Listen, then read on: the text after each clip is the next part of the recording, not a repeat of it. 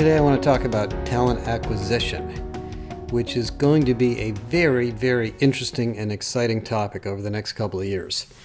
So first of all, as you probably know, the economy is exploding with growth. Not every country is experiencing this yet, but as the pandemic is brought under control, of course, the job market it just completely explodes again.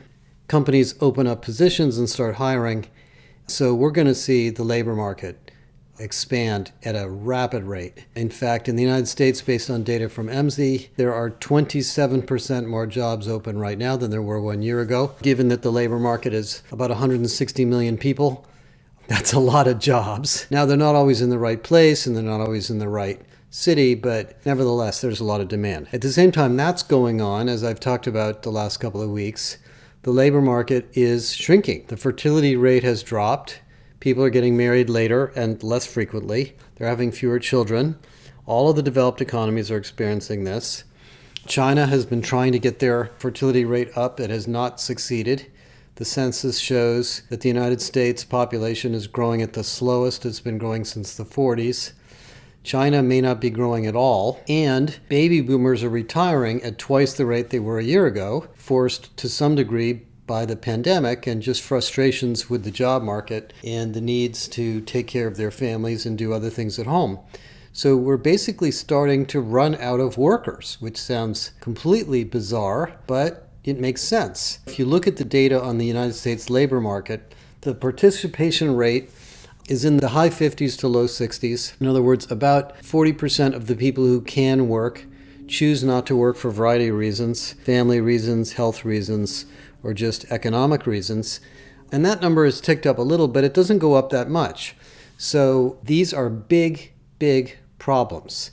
And as we've learned from Japan and Germany and other countries that have experienced shrinking labor markets in the past, when the labor market shrinks, the economy shrinks because there's more old people that need Social Security and health care, and there aren't as many young people working to create economic activity to support the government. So it's kind of a little bit of a death spiral. Now, I am absolutely not a pessimist.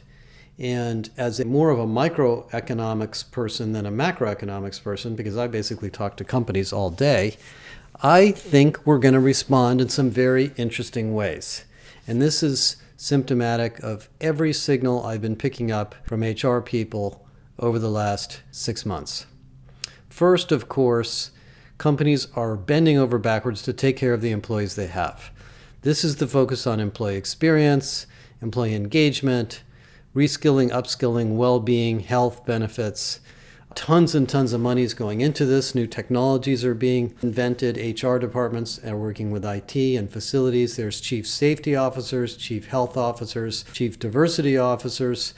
All of these jobs and roles were created to improve the retention and productivity of people at work.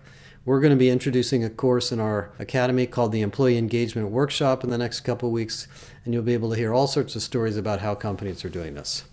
This is not just to reduce the cost of turnover. This is survival and business performance. So it used to be that we would do engagement surveys and we would look at retention and we would do some psychological or statistical analysis to figure out the drivers of retention, and maybe we'd nibble at the edges and say, hey, if we do a few of these things better, maybe our company will perform a little better. Now it's basically survival. So we really can't afford to lose people that we don't want to lose. So lots and lots of investments going to go into this. Number 2 is mobility inside the company. Now, I've been talking about talent mobility for a long time. It's a topic that used to be called succession management or career development. It was a very planned and methodical process in most companies because we had a lot of stability in companies. You could plot people's careers over decades. Now it's a scramble to move people around into the best possible position and redeploy them as quickly as possible. In fact, one of the big pieces of research we're working on right now is what we call career pathways. If you're a retail worker and you want to work in customer service, or let's suppose you're a customer service employee and you want to work in marketing, or you're a marketing person and you want to work in sales, or you're an HR person and you want to work in operations, that's not an easy transition. It's going to take you some skills and coaching and information and education to make that transition. Well, that's becoming a vitally important thing inside companies now. Because the traditional thinking in a normal economy is if you want to grow the company, you just hire more people. But if it's really hard to hire people and they're either not available and it takes months and months to find them or really expensive to hire, you might think about the problem a little bit differently. Oh, maybe Joe over there in accounting, who's really good at statistics, might be able to work in the analytics group in IT. And maybe Sue, who's a really good marketing analyst who studied math in college, maybe should go work in the cybersecurity group.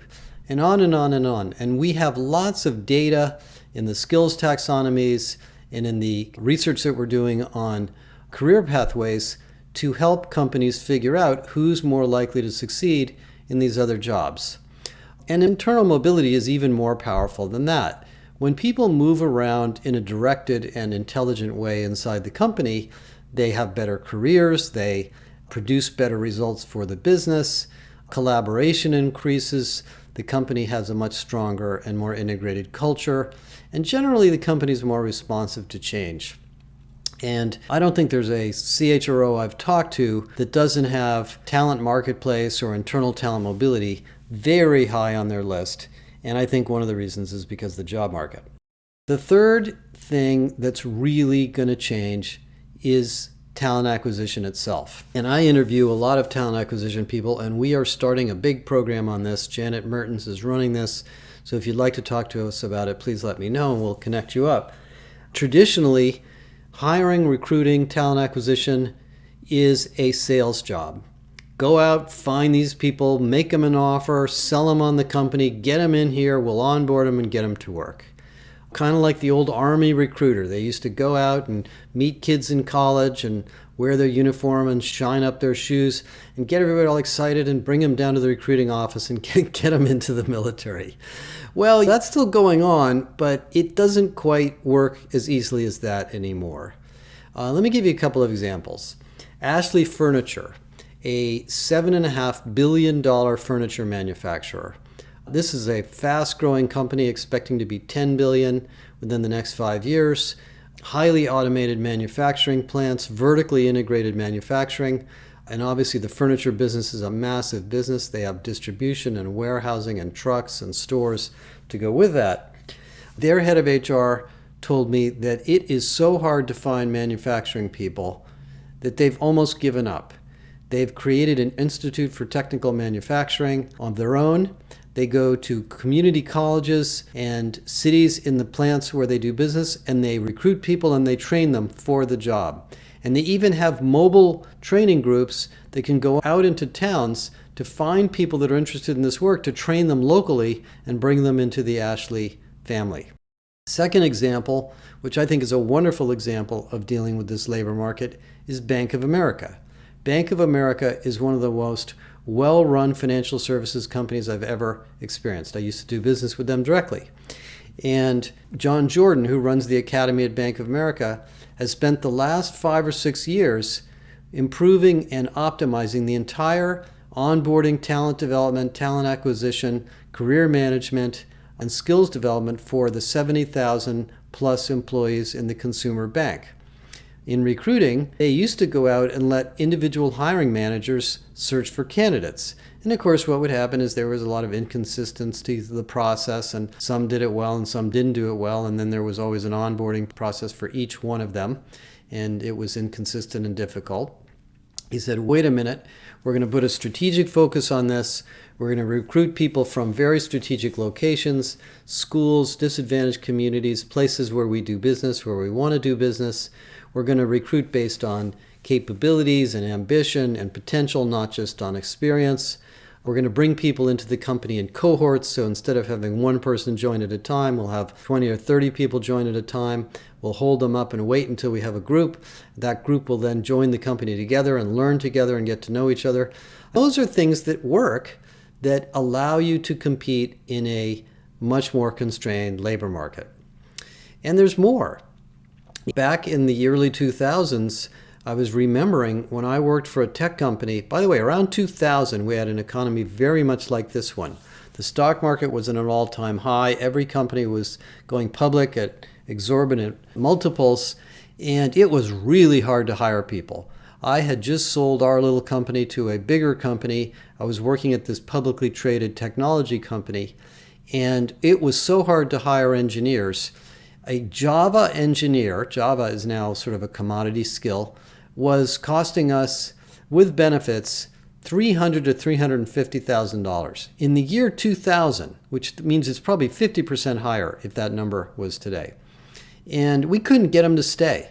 So we ended up having to hire contractors from contract recruiting firms to join us. And that's what's going to happen now. There's going to be, and I know this is happening because I've talked to entrepreneurs doing this, there are going to be talent networks of people who are employed by agencies or talent groups, and you'll be hiring from them because they can collect or essentially pull together critical talent and offer them to you as an employer in a much more effective way than you can to go out there and find them yourself. Another innovation which started back in that period of time was this idea of building a candidate talent network. And that's always been around, but it really works. If you're a good marketing company and you're well known in your domain, you can go out and start doing employment brand marketing and attract people to your company to read about what you're doing, learn about what you're doing, and essentially sell them over time to join you. And that's what happens in a tight labor market, is we have to use all these new tools to find, recruit, attract, and get hold of people who want to come join us. Now, there's more yet to come. Back in 2019, I did a very big study on contingent work. And what we found at the time, this was done with SHRM, is that roughly 2/3 of companies had no idea who their contingent workers were. They were in the payroll system, or they were in the procurement system, or they were a vendor, or they were a contractor. There was a whole variety of ways to treat people who do work for your company, and the HR people didn't really know. They weren't in the core HR system, and that was just the way the world worked in most companies. Well, now we have, thanks to the pandemic, what I would call the pixelated workforce. Pixelated means the workforce is a bunch of small little groups. Because people can work from home, they can work remotely. Most companies are okay with remote work for many jobs, not for all jobs. Part-time work, piece work, hourly work is very common. We have lots of systems for that. And if you're an in-demand worker or an employee, you're pretty likely to have more than one employer.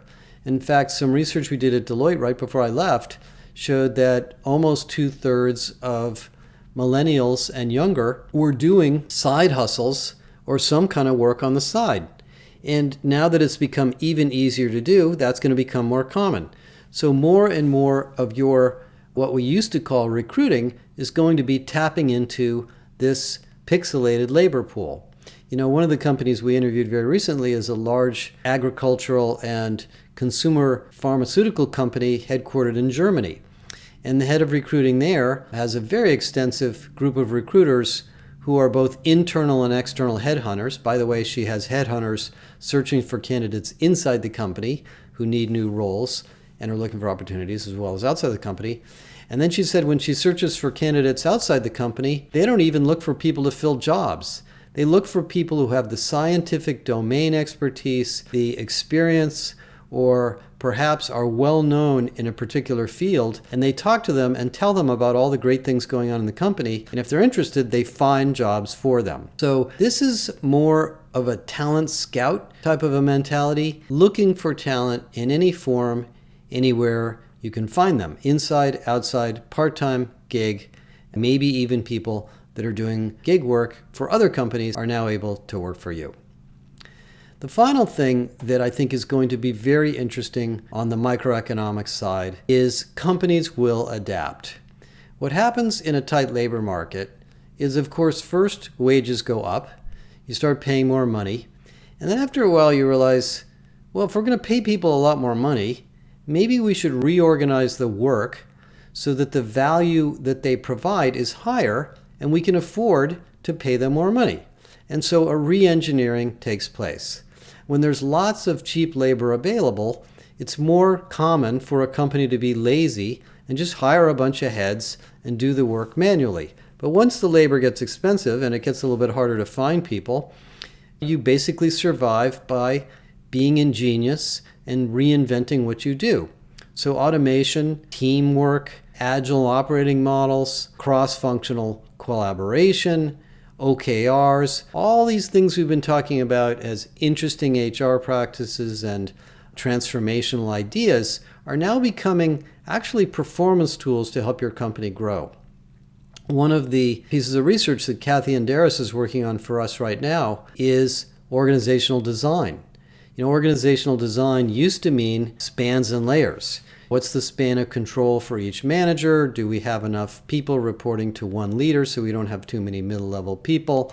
It's much more complex than that now. Now it's an issue of applying technology and new work data systems to scale and span control over larger people, using data to create much more intelligent allocation of resources, and designing the company to operate in a world where maybe we can't hire as many people as we wanted to before, so we can find a new way to go to market. And we're going to be producing maybe one of the most exciting programs we're working on here is the program on talent acquisition and the program on organizational design that'll come out later this summer or early this fall. I guess the final thing I'll talk about in this more constrained labor market is the idea of human capital as an asset. And I've mentioned this many times before, but I think it's maybe even more important now. The pandemic awoken CEOs to the idea and the realization that if we don't take care of the people, we don't even have a company. It's not a sideline. It's not something you delegate to HR. It's central to the success of every organization. And I won't beat that one to death because everybody kind of heard that. But now we've moved beyond that. If it's hard to hire people, and maybe you can't meet your recruiting targets as easily as you wanted, it might take longer or cost more money to do that. You start to ask yourself, well, if we're going to be investing more and more money in human capital, how do we get an ever-increasing return on wages? And that's the kind of conversation you need to be having, because people are the most appreciating asset you could ever attract into your company. If you think about everything else you buy, a machine, a piece of software, a cloud service, even capital or an outsourced service provider, you spend money on that, you get service from it, you get an ROI, but it doesn't become more valuable over time. It's more or less an expense. People, even though we treat wages as an expense, are the opposite. The longer somebody works for you, the more productive they become. Sure, their wages go up and they start to earn more bonuses and they become a little more expensive, but the return on investment compounds more and more and more over time. So this idea of treating the wages and human capital part of the company as an investment suddenly becomes a really interesting topic in a tightened labor market. And that means we're going to start to build better financial models for workforce planning, for leadership development, for succession management, for career development, to make more intelligent decisions about where people go, what resources we provide, what development we invest in, what career pathways we create, and so forth. Because I think a lot of those kinds of programs in the past were often done as benefits or employee engagement tools or perhaps workforce productivity tools, and we never really thought about this as building a talent system. And in fact, if I go back to much of the research I've done most of my career in HR, when we used to talk about talent management, we used to think about talent management as an integrated set of business processes and systems and competency models and various HR practices that stitch together the talent experience and the talent system. Now I think you need to sort of think about the company as a talent magnet, and that the entire talent itself, all of the workforce, is almost like a massive asset. And what can we do to allocate that asset so it's the most appreciating it can possibly be? And if you're a financial person and you think about what goes on in your financial life with asset allocation, you know that the way you make money is you're constantly changing the asset allocation to optimize it for the economy and your personal level of risk. Well, that's the kind of thing we need to do in companies. We need to create talent intelligence systems are often called, and look at the jobs we have and the people that are in them, and what can we do to continuously add value to that part of the company. And that doesn't mean replacing them with new people as soon as somebody's not working out, having forced ranking where 10% of the company get thrown out every year. It means looking at this asset and making it better and better and better over time. And that is really, to me, a fundamental change in philosophy that I think we're going to see over the next couple of years. The final thing I want to touch on in terms of the tighter labor market is diversity. Many of you come to us constantly struggling with the diversity equation. It's a complex area of work and takes ever increasing effort, and the dimensions of diversity keep changing. Racial diversity, gender diversity, age diversity, cultural nationality, and so forth, even cognitive diversity. Well, that's another lever that you have in a constrained labor market, because the workforce is diverse. And the more diverse your talent acquisition footprint is, the easier it's going to be to hire and grow your company. And they won't come work for you unless your company is a diverse place and they feel included and like they belong after they join. So I think this issue of Black Lives Matter, gender fluidity, women versus men, all of the different intersectionalities of diversity are now going to become even more important and even more interesting from a company growth standpoint. In a world where you want to optimize your talent, you need a strategy for diversity. Go back to my analogy of your personal financial portfolio. If you have a financial advisor, like I do, they're always trying to diversify your portfolio. Why? Because you basically make more money. It reduces risk. The same thing's true here. We have to diversify our talent pool so that it can grow, so that it can thrive, so that we can represent our customers and represent our community, be good citizens, but it's also just good business. And I think the new labor market and the growth of unions and raise in wages and some of the other things that we're going to experience over the next year or two are going to turn into really positive social pressures on making companies more inclusive and diverse as well. So it's a very interesting time. I would love to talk to you about any of these issues. We have a series of working groups now for our research members called the Big Reset.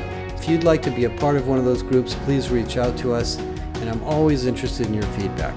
Thank you very much.